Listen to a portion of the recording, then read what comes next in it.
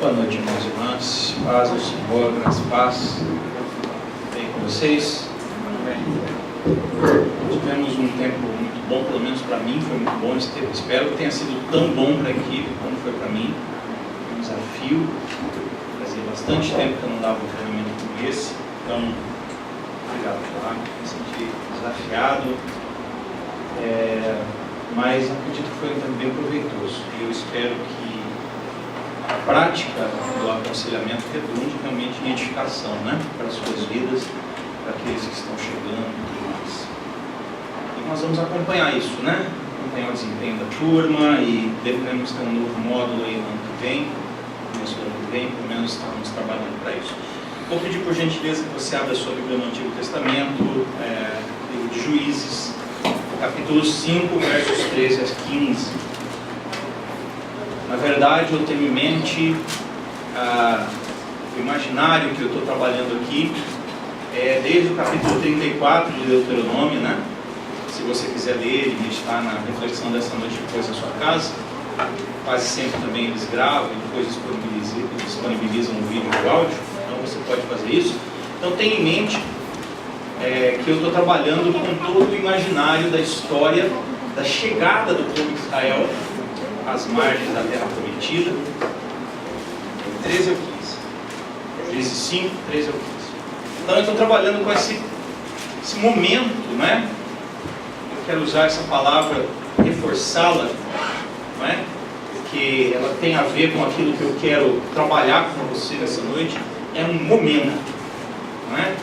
É um período de tempo específico onde coisas acontecem de uma maneira diferenciada. Todo tempo coisas acontecem, né? A vida é um acontecimento, né? Os fatos vão se repetindo. Mas todos nós já devemos ter tido a sensação de um momento onde parece que as coisas ficam mais intensas, né? Parece que os acontecimentos se diferenciam para o bem ou para o mal, né? Aquele período assim que o pessoal fala, nossa, muitas pessoas dizem, estou precisando me benzer, né? Tipo assim, rapaz, estou atraindo tudo que não presta, tudo que eu ponho a mão dá errado. Ou então outros períodos que é o inverso, né? Tudo dá tão certo que você fica meio desconfiado, você fala, deve estar acontecendo alguma coisa minha. Não é assim? Né? Quando tudo fica muito tranquilo, a gente, vai vir luta por aí. Porque realmente existem períodos e períodos, né? Existem períodos de normalidade na nossa vida, mas existem períodos de mudança. E todo período de mudança ele é atípico, ele é intenso e às vezes ele é ruim. Mas não ruim porque são coisas ruins que estão acontecendo. O tempo de transição e de mudança ele é ruim porque nós somos dados ao acomodamento. Nós temos medo do novo, temos dificuldade com a mudança, temos dificuldade com a adaptação. Se dependesse de nós, tudo seria sempre do mesmo jeito. Por isso que nós somos seres de rotina. Você transforma quase tudo que você faz em uma rotina. Porque na rotina você tem o governo, você tem a compreensão e a administração de tudo que está acontecendo. Então quando alguma coisa sai dessa rotina, inova, bagunça, a gente sempre tem a tendência de ver o episódio ou o momento como uma coisa má. E eu quero trabalhar com isso com vocês hoje, não é? Como você enfrenta o tempo de transição? Será que você está indo? E se estiver, para onde vai te levar? O que está acontecendo? Qual a leitura que você faz do tempo que você está? Ou um tempo que talvez está terminando, você sente assim, está passando, né? A gente costuma chamar de tempestade, mas às vezes não é uma tempestade. Eu queria ousar aqui, confrontar o teu paradigma de tempestade, provação, levante do inimigo. Aí eu estou mexendo com coisa um pouco mais séria, né? Que assim, a gente tem um costume, né? Tudo que é ruim é do capeta, não é? Se tiver que morrer alguma coisa, Deus me livre, está amarrado em nome de Jesus. Mas todo mundo morre, gente. Por que amarrar? Todo mundo vai morrer. Porque a gente tem dificuldade de enfrentar o processo com naturalidade. E entender que faz parte da vida e que vai me introduzir em outro tempo, em outro momento. Óbvio, vai ter dor, claro. somos humanos. Mas como é parte da vida, eu acredito que a gente deveria enfrentar de uma outra maneira. Não consegue, né? Assim também eu temo que para nós que nos consideramos tão iluminados, né, de Deus, da Escritura, a gente faça leituras tão perturbadas de coisas que Deus está fazendo. Outras vezes não consiga encarar de maneira adequada um processo positivo na nossa vida só porque a experiência parece negativa.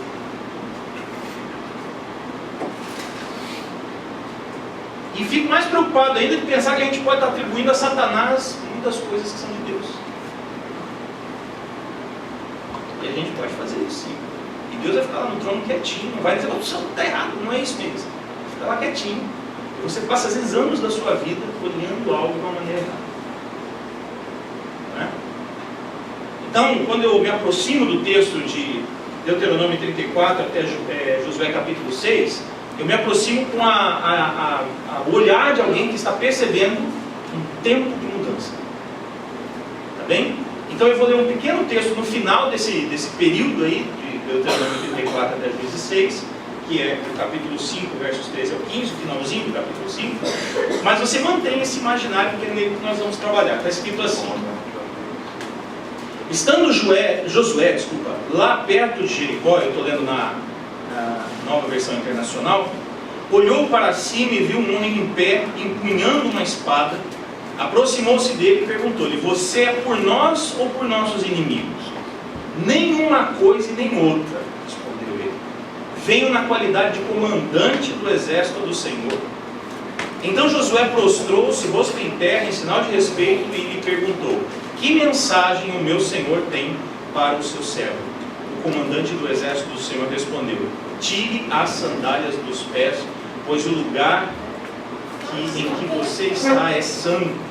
Josué tirou. Então, eu gosto desse finalzinho assim, porque a hora que Josué afinou, né, pro soldado, ele pergunta: o que o senhor tem para dizer?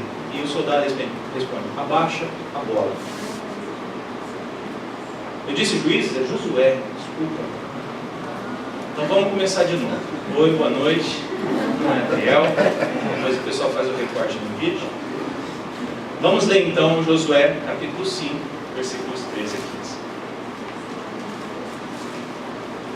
Estando Josué lá perto de Jericó, igualzinho, olhou para cima e viu um homem de pé empunhando uma espada. Aproximou-se dele e perguntou-lhe: você é por nós ou por nossos inimigos? Nem uma coisa nem outra, respondeu ele. Venho na qualidade de comandante do exército do Senhor. Então Josué prostrou-se, rosto em terra, em sinal de respeito, e lhe perguntou: que mensagem o meu Senhor tem para o seu servo? O comandante do exército do Senhor respondeu: tire as sandálias dos pés, pois o lugar em que você está é santo. E Josué as tirou. Josué abaixa a bola para o comandante, né? Eu acho que se fosse traduzido em bom português, tira as sandálias do pé, abaixa a sua bola, deixe eu falar. Não é? É muito contundente a palavra, né? E a atitude de Josué, o descalçar de Josué é exatamente essa condição de alguém que se desce, né? De alguém que se dobra. Né? O senhor tem alguma coisa para me falar? Primeiro, muda de posição. Aí eu falo. Interessante que o texto não narra o que ele fala, mas uma possibilidade concreta é que ele tenha recebido as estratégias da batalha de Jericó. Porque logo depois o texto introduz a batalha de Jericó. É uma batalha maluca, é uma batalha sem guerra, né? É uma batalha que qualquer comandante duvidaria do êxito, porque Josué faz ao contrário de qualquer possível estratégia. Mas o que é importante aqui é que a figura de Josué, ela fala exatamente desse tipo de situação, ou a vida de Josué, poderíamos chamar o ministério de Josué, fala conosco a respeito de uma situação extremamente desconfortável. Ele recebe um povo na sua mão. E ele é um discípulo fiel, né? Nós temos o registro em Êxodo capítulo 33, se não me falha a memória, que ele não saía de perto de Moisés, e quando Moisés entrava na sua tenda, ele ficava do lado de fora todo o tempo. Ou seja, havia uma fidelidade, havia um desejo de Josué de fazer a coisa certa. Então todo o trajeto do deserto, que é um período, Josué está do lado, está aprendendo tudo. Ele é o cara que comanda as batalhas lá embaixo, enquanto Moisés fica orando no monte. Então eu tenho comigo, como discípulo, como a pessoa que já tem sido tanto tempo pastoreada, que me preparei, fui preparado para o ministério, para trabalho, para exercer profissão, tenho comigo que Josué acreditava piamente que tudo que ele estava vivendo no período do deserto com Moisés estava preparando ele adequadamente para o tempo da entrada na terra prometida. Só que ele não contava com as mudanças. Ele não contava com a morte de Moisés. Ninguém contava que Moisés iria morrer. E dá o bastão para ele e fala: Tó, agora é com você. Só tem um conselho: não se aparta, fica lá. E aí tem todo aquele discurso do capítulo 1 de Josué, para ele ficar perto do livro da lei, para ele se concentrar no Senhor. Mas não tem orientação clara, não tem cartilha. E a partir do momento que Israel chega no pé da terra prometida, muda tudo. Não tem mais deserto, não tem mais jornada, agora mudou. E aí Deus começa a trabalhar com Josué e dá novas orientações para Josué, e as orientações são de entrada em um tempo de novidades. Quando nós lemos o capítulo 1 de Josué, versículo 11, a orientação é essa: passai pelo meio do arraial e ordenai ao povo dizendo, provede-vos de comida, porque dentro de 3 dias passareis esse Jordão, para que entreis na terra que vos dá o Senhor vosso Deus, para a possuirdes. Então tem um elemento aqui, você vai ter que tomar para a novidade. Tudo novidade. Agora não tem mais jornada, não tem mais proteção, não tem mais a coisa de acompanhar a nuvem. Agora é uma terra, tem inimigo e tem que lutar contra eles. Tudo é mudança. E Moisés não está mais por perto para orientar, ele foi embora. E Josué só tem um Senhor para se apegar. E aí Deus começa a tratar com esse povo. E se você fizer uma leitura corrente desses 5 primeiros capítulos de Josué, você vai ver que na verdade os 5 primeiros capítulos de Josué descrevem um processo, aonde Deus vai tratando com eles e animando-os para uma coisa diferente. E eu vejo que isso também é o que acontece comigo. Como eu disse há pouco, nós somos seres de estabilidade. Então, a nossa vontade é que tudo fique sempre do mesmo jeito. Mas eu preciso te alertar, salvo você tenha se esquecido, aos mais novos que às vezes ainda não tenham se percebido, a vida não é constante. Nunca foi, nunca será. A sua existência não será constante. As situações não serão. E uma coisa que eu acho muito interessante é que no Evangelho a gente tem essa vontade, essa tendência de achar que a partir do encontro com o Evangelho, a partir da realidade da vida cristã, vai haver uma estabilidade, as coisas vão ficar do mesmo jeito, não é? O inimigo não vai mais poder agir, que nós não vamos mais ter problemas, que doenças não vão acontecer. Mas à medida que você começa a desenvolver a sua vida cristã, você percebe que aquilo é uma furada, não é desse jeito. Você ainda é gente, os problemas estão todos aí, seu corpo ainda é cheio de vulnerabilidade, suas finanças não são do jeito que você imaginava. Mesmo que gafanhoto não coma, você pode falir uma empresa. É só você não saber fazer. Mais do que isso, nós nos olvidamos que para nós amadurecermos, nós precisamos ser mudados. Ninguém amadurece sem mudança. Ninguém amadurece sem pisar terrenos novos. E se você se observar, você vai ver que por mais de alguma vez você já resistiu mudanças. E aí volta aquela neurose que eu te falei de ficar imputando a demônio tudo que é mudança. Parece que o nosso raciocínio, o nosso discernimento é muito pobre. Nós só conseguimos fazer essa contazinha básica de coisa ruim é do diabo, coisa boa é de Deus. Daí tudo que nós vamos construindo em torno disso vai ficando comprometido. Porque é duro de entender, mas Deus pode me permitir andar num deserto para me fazer uma pessoa melhor.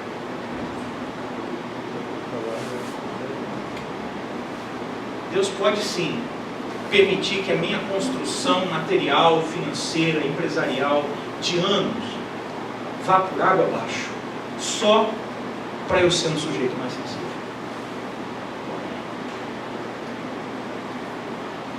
quero, não gosto. Misericórdia.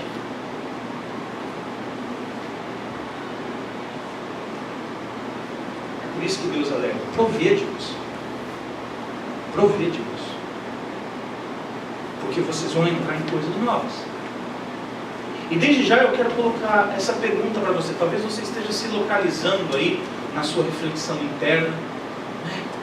Será que é isso? Então pode ser que eu esteja passando por aquilo. Então acho que eu cheguei aqui nesse lugar por causa daquilo outro, né? E aí eu pergunto: como você está enfrentando? Quais as leituras que você está fazendo da sua vida nesse momento? Como você lê o processo pelo qual você está passando? Imagine tudo isso que você pode estar reclamando, ou que você esteja vislumbrando com um horizonte negro diante de você, seja verdade a introdução um outro. Muitos anos atrás eu ouvi uma frase num momento de muita dificuldade, de um pregador que não imagina que eu escutei isso dele. Sabe quando você entra numa igreja assim, sem conhecer ninguém, senta lá, e o cara pregou 1 hora, mas foi uma frase dele que abençoou minha vida eternamente: toda grande crise precede sempre uma grande luta. Ali eu comecei a entender que eu tenho um Deus que trabalha na crise, que se usa da crise, que gosta de mim quando eu estou na crise, que me sacode, que remexe as coisas dentro de mim, que abala convicções. E foi mudando que eu fui descobrindo isso. Foi tendo minha teologia mudada, minhas convicções ministeriais mudadas, meu caráter afetado por todos esses processos, que eu fui me convencendo de que é assim mesmo que funciona.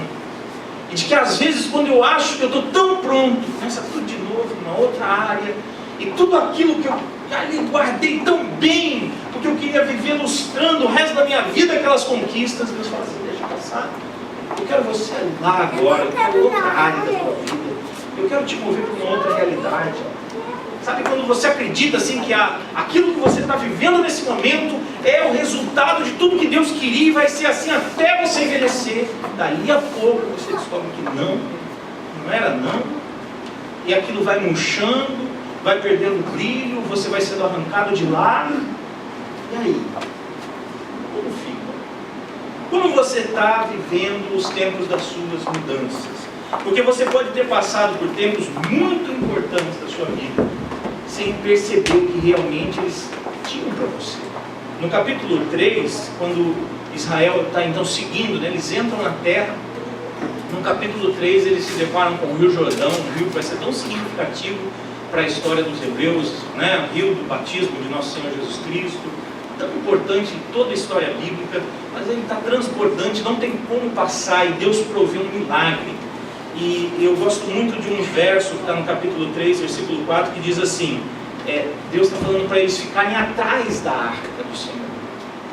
Assim, me deixa aí na tua frente, né? Porque a arca, ela representava exatamente a presença. Ele falou assim: por favor, fica atrás de mim. E ele explica, né, no finalzinho do versículo 11, ele fala assim para eles: porque o caminho pelo qual a vez de ir, nunca passaste antes. Eu gosto disso. Novidade. Novidade. Deus tem novidade. Deus tem novidade para a minha vida, Deus tem novidade para o meu ministério, Deus tem novidade para o meu casamento. Tem coisa me esperando à minha frente que hoje eu simplesmente não consigo imaginar que eu possa ter. Por quê? Porque eu olho e acredito que está tudo bem, vai ser desse jeito. Mas o Deus que eu sigo, que está lá na frente me esperando, me aguarda com transformações. E se dependesse de eu acreditar hoje, por isso que eu gosto da fala do apóstolo Paulo na sua epístola aos Coríntios, quando ele diz: olha, olho não viu, ouvido não ouviu, não subiu na cabeça de ninguém o que Deus tem reservado para nós, aqueles que tem coisas que vão acontecer que hoje você simplesmente não creria.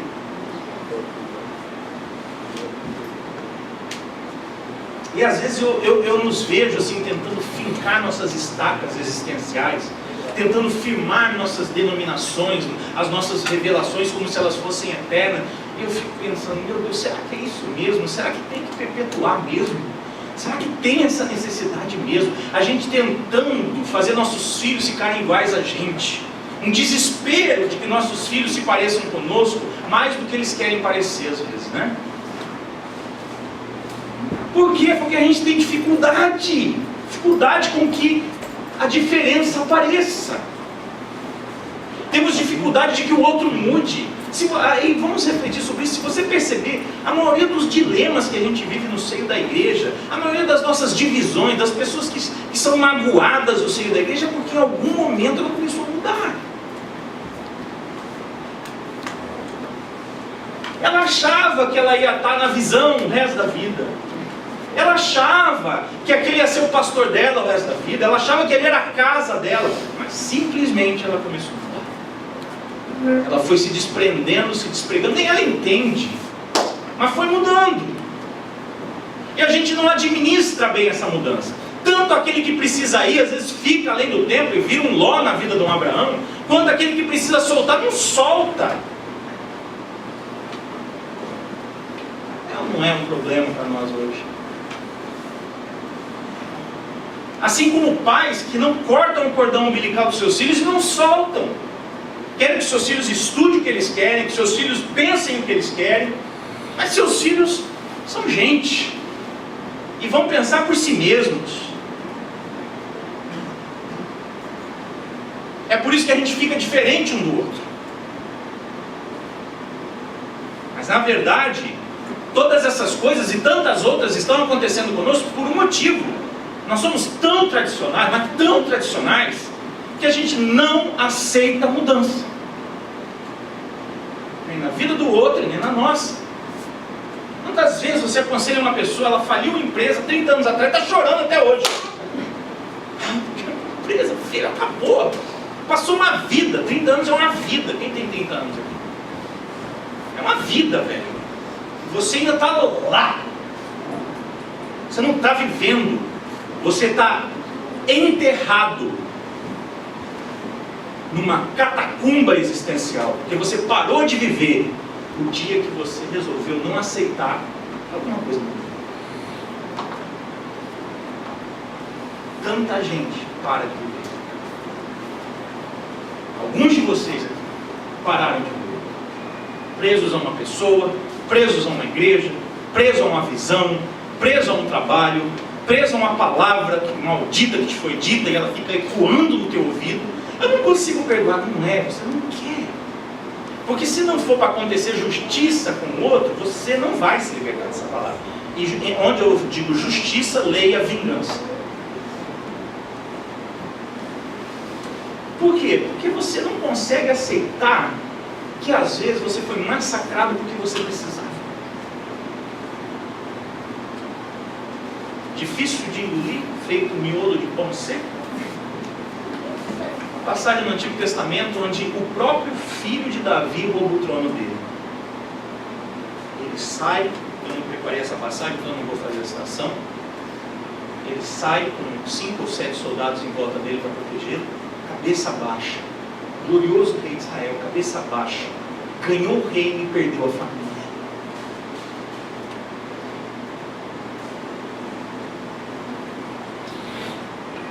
Quando ele passa numa certa cidade, porque você não sabe se Deus está falando comigo ou não. Que capacidade!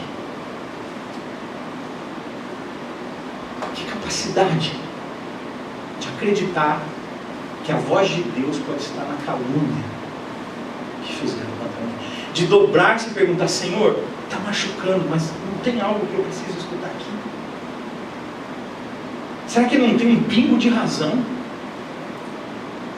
quero escutar. Porque certamente essa experiência mudou a vida de Davi. Nós olhamos para os seus salmos, nossos ministros de louvor cantam os salmos de Davi, e a gente, mas só Deus sabe o que levou Davi a ser o salmista. O caminho da construção do propósito na vida dele foi o caminho de muitas mudanças, muitas transições. Ele preferiu deixar o trono falar assim: se o Senhor me quer em cima dessa cadeira, o Senhor me mantém. Se o Senhor não me quer, põe meu filho. E certamente ele entendia o processo da mudança. Imagine como é para qualquer pessoa entrar em alguma coisa nova. Imagine como seria para você hoje abandonar sua profissão e começar outra do zero. É difícil. É desconfortável. Imagine você, depois de 20 anos numa profissão, se humilhar, começar outra e dizer: eu não sei fazer isso, eu vou lá para o banco da faculdade estudar de novo. Depois de 20, 30 anos de trabalho sofrido, mas eu só vejo nisso humilhação. Este é o nosso problema. Este é o nosso problema. Porque quando nós pensamos em alguma novidade na nossa vida, é exatamente nisso que nós pensamos: sermos introduzidos numa realidade, num tempo que simplesmente nós não dominamos. E vem daí a nossa resistência, vem daí as nossas dificuldades, vem daí esse drama que nós fazemos e vivenciamos de querer perpetuar o que não tem que ser perpetuado. E é muito interessante porque a hora que eles atravessam o Rio Jordão, imediatamente a voz de Deus fala de novo e Deus pede para Josué: agora circuncida os filhos. Então vocês veem um processo? Deus vai falando com eles, né? Paz, se prepara, entra no novo, passa. Tem muitas coisas interessantes que você pode explorar ali. Quando eles passam no rio, tem que tirar pedras do rio. Para quê, Senhor? Vocês precisam se lembrar de tudo que trouxe vocês até aqui. Só que mudou. Pedra é só para lembrar, mas o tempo é novo. Não quero que você se esqueça, eu quero que você aprenda. E quando eles chegam, então, nós chegamos no capítulo 4, nós encontramos Josué tendo que, versículos 1 ao 9, tendo que pegar aquele bando de homens feitos que deveriam ter passado pelo rito da circuncisão aos 8 dias de vida, mas seus pais falharam com ele, seus pais não o circuncidaram. A circuncisão é uma espécie de operação de fimose que no rito judaico, como de outras culturas antigas, representava uma espécie de iniciação em aliança, o ser parte da tribo. E que na conotação teológica do Antigo Testamento é ser parte da aliança que Deus tinha com Abraão. Você encontra isso registrado em Gênesis capítulo 17, Gênesis capítulo 17. A instituição que todos os seus descendentes carregam, do sexo masculino, representando a todos, carregassem essa marca. Só que os pais dessa geração viveram num deserto, todos perplexos. Os pais não fizeram por eles o que precisavam fazer. Fala comigo se isso não fala da gente. Quanta falta que a gente carrega, quanta ausência que a gente carrega, quanta coisa errada a gente faz hoje porque alguém não fez alguma certa pela gente lá atrás, porque a gente não quis, porque faltou mesmo, pela orfandade, pela dificuldade, pela dureza do coração. Mas fala a verdade, se às vezes a gente não pensa: puxa, se eu pudesse voltar no tempo, puxa, se alguém tivesse me explicado. Mas não explicou, velho. Nós chegamos no tempo da transição do jeito que estamos, chegamos despreparados, chegamos cheios de medo, chegamos todos no sentido vulneráveis. E aí Deus levanta Josué e fala assim: faz por eles agora aquilo que deveria ter sido feito antes. Sabe por quê, gente? Porque esses processos da vida que você passa, que nós estamos classificando aqui de processo de mudança, eles te expõem. Toda vez, preste atenção nisso, toda vez que você é levado a uma situação nova, você sente medo. E o medo vem exatamente dessa sensação de que você não vai saber lidar com aquilo, que você não é bom o suficiente para passar por aquilo. Daí vem a nossa vontade de nos escondermos. Muitos de nós temos nos escondido da vida, temos nos escondido da edificação, da mudança, porque sentimos medo e não temos peito para assumir que somos Deus. É normal, eu também sei. Mas o que eu vejo esse texto nos nos convidando para uma mudança. E agora eu quero que você preste muita atenção. André, eu estou me identificando em muito do que você está falando. Meu Deus, eu já dei cabeçada demais. Meu Deus, eu estou preso nisso, estou preso naquilo. Meu Deus, eu nunca consegui me recuperar daquela situação, mas o que eu faço? A chave, sabe onde está? A primeira coisa que tem que mudar em você é a mentalidade. Se não muda a mente, não resolve nada, mudar tudo no entorno. Se a sua maneira de pensar a vida, que te leva a ver as coisas da maneira que você vê, não mudar, nada muda. Você muda de igreja, mas você continua com os mesmos dilemas. Você muda de cidade e você continua com os mesmos problemas. Você muda de parceiro, de parceira, de marido, de mulher e você continua infeliz. Porque na verdade o que não mudou foi a sua maneira de pensar. Porque em muitos momentos nós idolatramos a nossa maneira de pensar. Que muitas vezes vem dos nossos pais, que muitas vezes vem da nossa doutrina, vem da tradição familiar.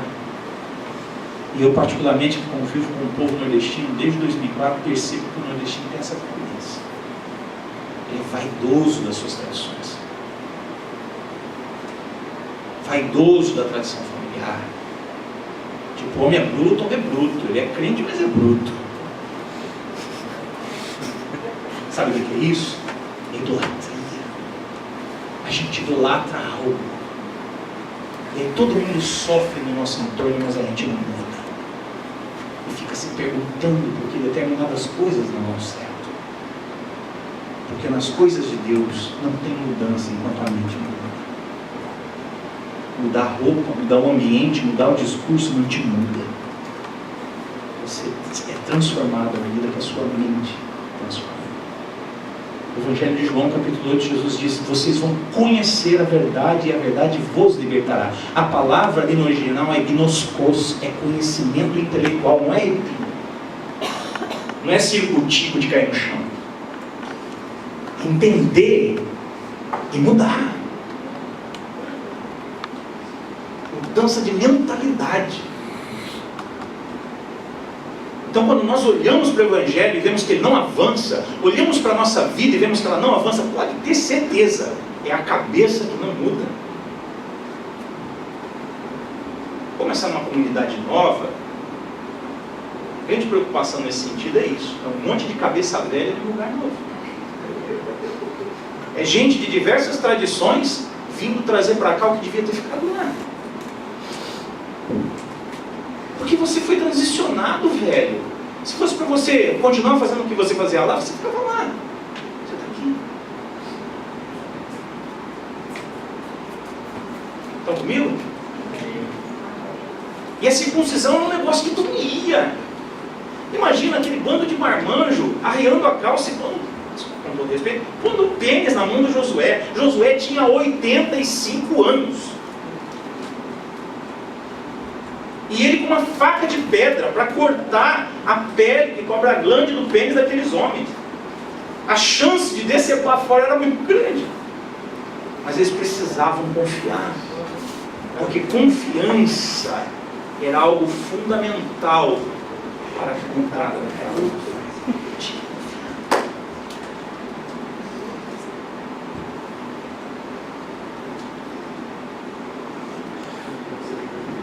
Sabe, gente, algumas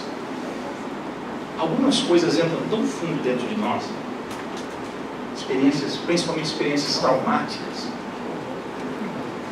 elas entram tão profundamente em nós, que nós precisamos de um certo tipo de cirurgia mesmo para termos elas tiradas de nós. Algo que dói, mas num sentido metafórico aqui. Num sentido emocional, num sentido patrimonial, num sentido existencial. Então, vou dar um exemplo para você. Nós vemos muito discurso, e eu tenho um certo desprezo por esse discurso, em determinados níveis, de gente que fala que nós temos que abandonar a plataforma, abandonar os títulos, mas todo mundo tem um.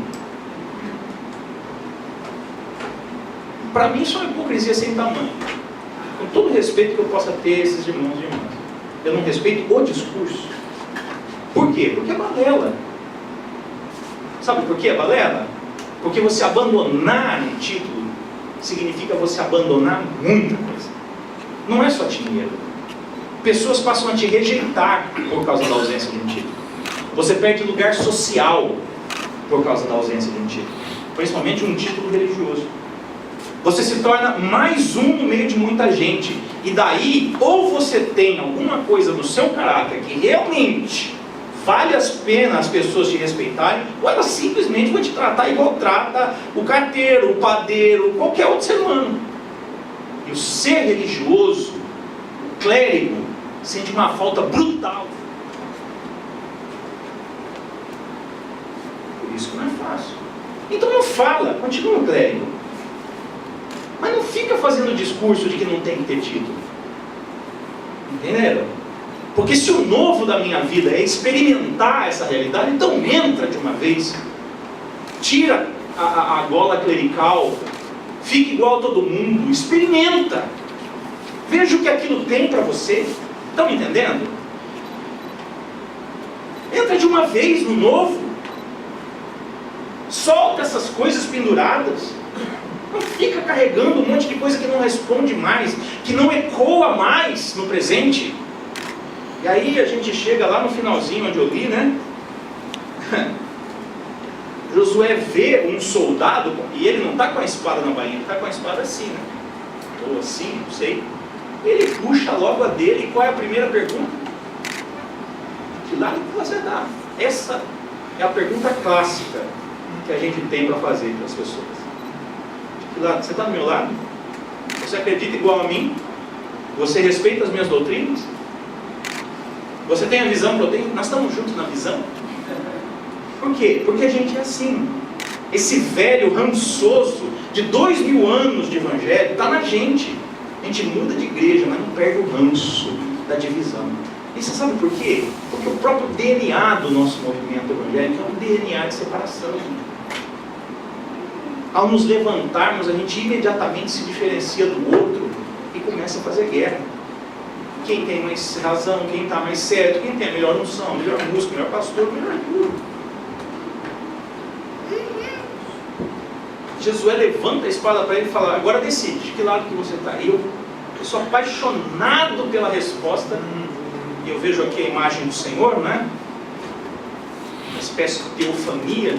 Sou apaixonado pela resposta do Senhor para ele.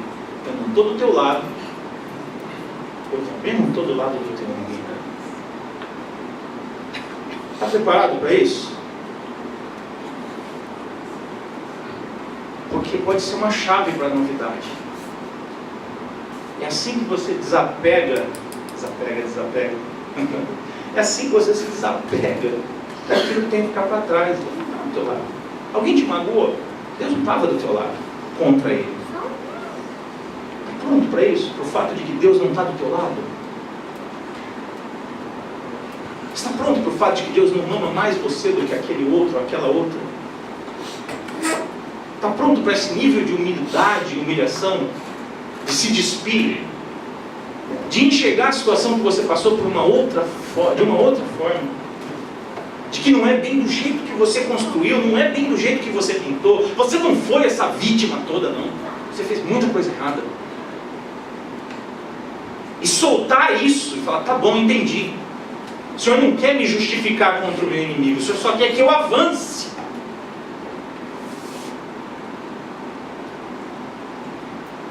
Pronto para avançar nesse sentido? Você pode. Está nas suas mãos. A terra que você tem que conquistar fica sempre na sua frente. Mas a atitude para entrar nela quer de você mudança. E eu entrego essa reflexão para vocês, esperando que ela fique em algum compartimento de memória aí, porque você vai precisar dela mais de uma vez na sua vida. Porque certamente você vai passar por novas transformações, novas fases, novas mudanças. Vocês não vão morrer todos juntos aqui na igreja de Cristo. Vocês vão mudar. mudar de lugar, mudar de forma de agir, mudar de ministério, mudar. Nós vamos para as nações, nós vamos fazer tanta coisa. Nós não somos igreja com o objetivo de fincar uma bandeira nesse lugar e ficar aqui no resto da vida. Nós estamos aqui para vivermos esse momento com Deus uns com os outros.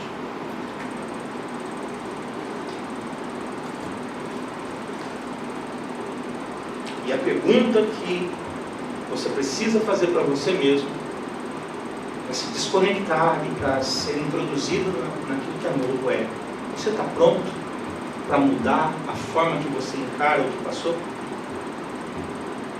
Está pronto?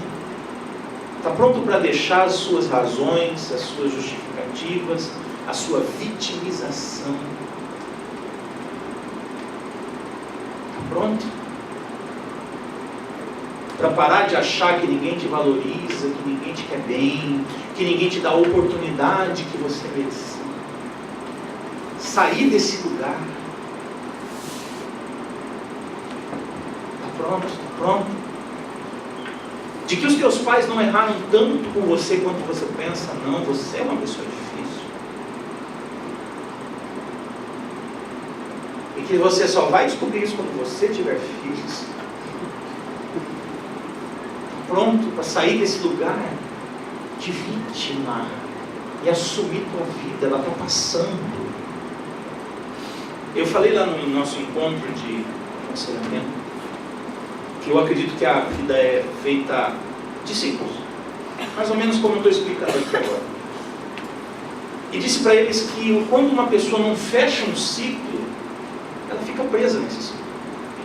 Então, por exemplo, alguém que estava pronto para casar, é um exemplo.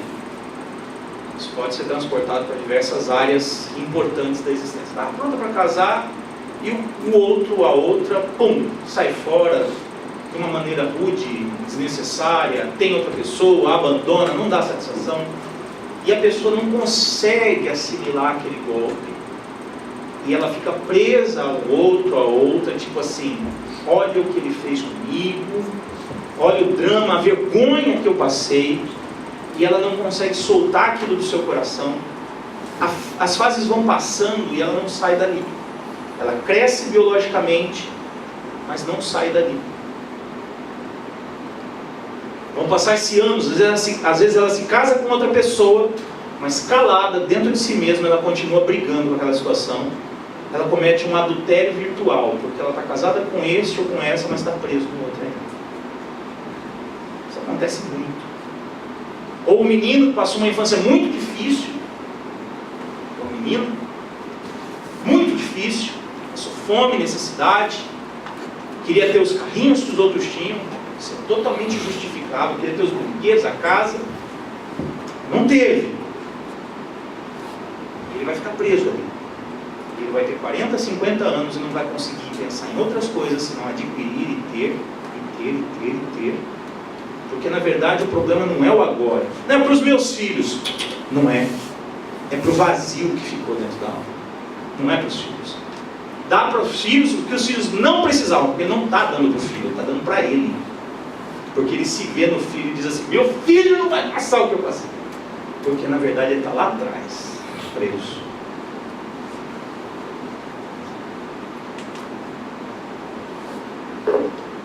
Como isso está perto da gente. Como a gente vivencia isso. E aí, meu amigo, irmão, pode vir o novo que vier, você não está pronto. Porque aquilo que é novo exige de nós um despojamento, uma atitude que nós não gostamos. E aí vai acontecendo de tantas pessoas que têm essa sensação de vida frustrada, né? A vida é muito chata. Eu sou infeliz. O Senhor nos convida a ser assim. Eu encerro essa reflexão perguntando para o seu coração: como você está diante disso? Como é isso para você? Que fase que você está? Você está sentindo que as coisas estão borbulhando, que você está numa tempestade? Muda a forma de ver isso. Ao invés de vir uma tempestade, veja um processo pelo qual Deus te introduz. Uma coisa muito bonita que tem ali no texto que diz que o dia que eles foram circuncidados, araram, o maná parou. Não tinha mais. Deus falou: chega de viver assim. Agora vocês vão plantar e vão colher. Acabou aquela frase, mudou. Agora está sua camisa. Mas eu tenho outras coisas para te mostrar. É isso. É novo. Não é do mesmo jeito do antigo. É novo. Mas tem outra beleza, tem outra realização. Tem algo diferente. Amém? Vamos dar vocês para nós ficarmos de pé e orarmos um pouco sobre isso.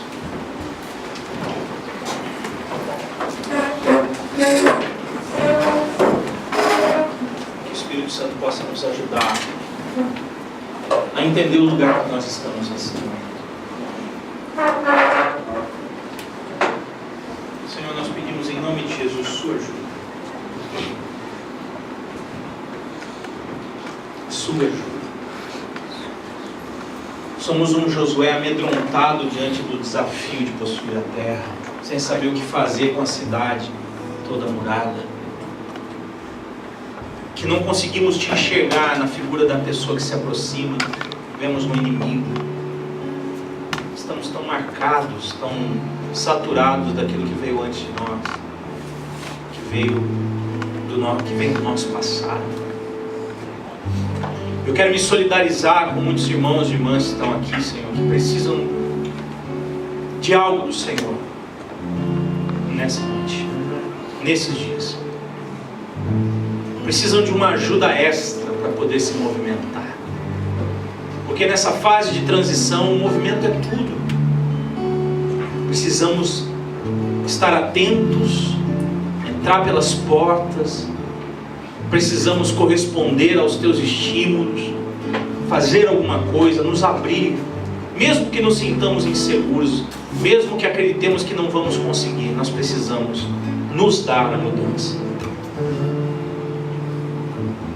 Cada um de nós, cada uma das minhas irmãs aqui, carrega dentro de si experiências boas e experiências más.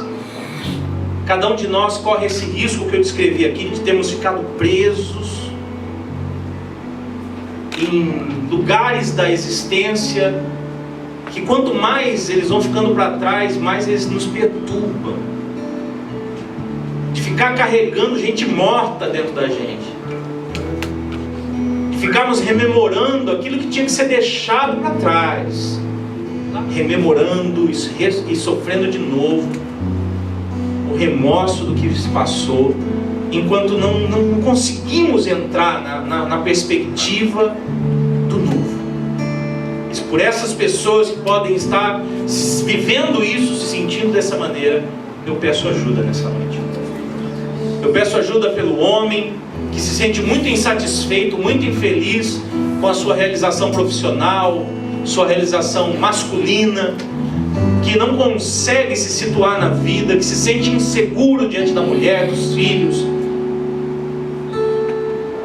Eu oro pela mulher que não consegue soltar as pessoas, aqueles que fizeram dano, aqueles que passaram ridiculamente pela sua existência e deixaram marcas tão ruins e tão difíceis, mas que por mais que ela tenha se esforçado até aqui, ela prefere ficar presa nesses defuntos, apodrecendo junto com eles, do que entrar nas coisas que o Senhor tem. Eu oro pelos irmãos e irmãs que, como eu, como Dina e Melissa, como tantas outras pessoas, já foram feridos dentro desse lugar chamado igreja, foram violados, usados, Senhor, e depois jogados de lado, jogados fora, que ouviram palavras horríveis, ruins, palavras que insistem em ficarem ecoando na alma, mas eu oro por eles, para que alcancem a superação, que consigam deixar para trás a vida do deserto, o tempo que as lutas eram constantes, e entrar no tempo da conquista, do novo, sonhar de novo,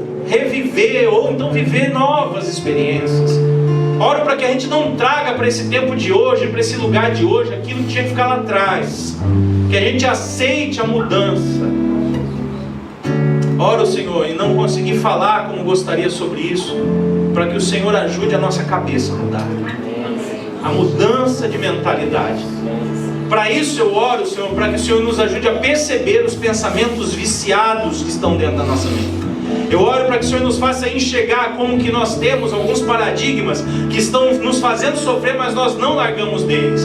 Ajuda-nos a ver essas idolatrias virtuais que estão presentes na nossa maneira de pensar. Ajuda-nos, Senhor, a perceber que nós idolatramos muitos ídolos e deuses da nossa cultura, da cultura evangélica, da cultura cearense, da cultura nordestina, da cultura familiar, dos nossos antepassados, Senhor. Isso tem feito mal para muita gente, inclusive para nós. Ajuda-nos a perceber aquilo que está atravancando o período de transição na nossa vida, Senhor. O Senhor está querendo que a gente trabalhe, a gente está querendo maná. A gente ainda não entendeu. A gente está querendo profeta para pôr a mão na nossa cabeça, mas o Senhor quer relacionamento e a gente não entende. Ajuda a gente, Senhor, porque o tempo de alguém ficar falando para a gente o que a gente tem que fazer, às vezes passou, e a gente ainda quer ficar nessa infância espiritual, dependendo de gente que não tem nada para dizer para a gente vindo do Senhor, que vai falar bobagem para nós. Mas a gente insiste em ficar perseguindo os ditos profetas e profetisas. O Senhor nos livra disso, a gente não precisa disso. Porque quando o Senhor quer falar, o Senhor usa o bêbado, o viciado, a mula, o cavalo. O Senhor usa quem o Senhor quiser. O Senhor usa até a presidenta Dilma. Mas nos ajuda, a gente precisa sair disso. A gente precisa confiar que o Senhor está conosco. O Senhor é o Emanuel. O Senhor habita em nós. O Senhor quer nos dirigir. É um caminho novo, mas o Senhor está junto. A tua arca vai na frente. Ajuda, gente. Ajuda os meus irmãos. Ajuda a mim. Porque por muitas vezes essas pessoas ainda vão experimentar a transição. Eu oro por aqueles que conseguem identificar que exatamente agora estão num período de mudança. E eu queria pedir para você que percebe que você está no turbilhão de uma mudança, de um período de transição. Levante sua mão, quero orar especificamente pela sua vida, te abençoar em nome de Jesus. Senhor, ajuda os meus irmãos, ajude eles a entender o que eu não posso explicar, e que talvez nem o pastor e a pastora vão poder. Eles precisam discernir, eles precisam ir lá diante do Senhor e perguntar: ei, quem é você? O que é isso que está acontecendo? Ajude essas pessoas a usarem as armas desse momento, as atitudes desse momento e não coisas do passado. Ajuda. Eu abençoo, Senhor, os irmãos e irmãs que estão sofrendo por causa de perdas, de dificuldades, ou então que não estão entendendo a hora e o momento que estão, mas que eles possam receber graça e discernimento, possam ser ajudados em tempo oportuno e possam compreender aonde o Senhor os está levando. Que sejam introduzidas na novidade do Senhor. Que a mudança, a leveza do tempo novo, da terra nova, possa vir trazendo uma satisfação, uma serenidade muito gostosa. Que aos poucos a mente vá se abrindo, Senhor. Ajuda a nossa mente a mudar, enquanto nós também mudamos, em nome de Jesus.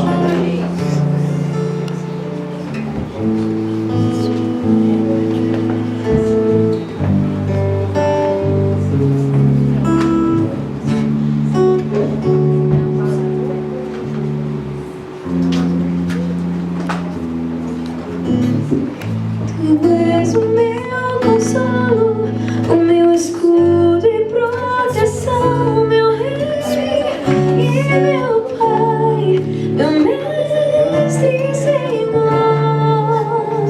Somente em ti descanso, tu és a minha salvação, amado Jesus, escudo na cruz. Tu és o meu consolo, o Deus da minha salvação, meu rei e meu pai, meu mestre e Senhor. Somente em ti descanso, tu és a minha salvação, amado Jesus, escudo na cruz. Minha canção nada pode parar.